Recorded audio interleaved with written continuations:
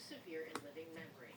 The results could be record-breaking global temperatures in 2027 and natural disasters the likes of which the world hasn't seen in a century. More drought and more flooding. Met Office suggests that warming could exceed 3 degrees later this year. Others have even projected the water temperature to reach 4 degrees above average. If that happens, it could be the El Niño of the millennium. The hotter surface temperature of the Pacific has consequences for the weather across the world. Less rain in the orange areas and more rain in the blue ones. The results: severe drought, wildfires, and extreme flooding. In the past, agricultural failure and disruptions in crop yields have caused spikes in food prices and threatened food security for millions. If the numbers hold true, this El Niño will have bigger consequences than ever before. And Liz Bentley is Chief Executive of the Royal Meteorological Society in the UK and President of the European Meteorological Society. A short while ago, I asked her how concerned the world should be about the current El Niño event.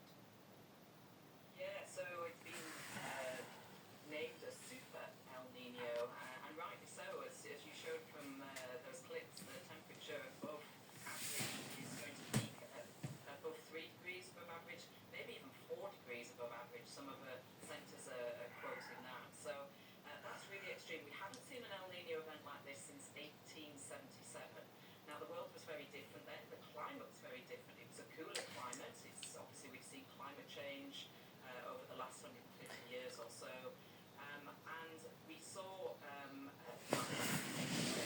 during that last El Nino event, so tens of millions of people died because crop failure happened across India, across Southeast Asia, and the impact of famine globally. Now, I'm not suggesting that's going to be the case this time around, but in a changing climate, our climate's warmed by 1.5 degrees.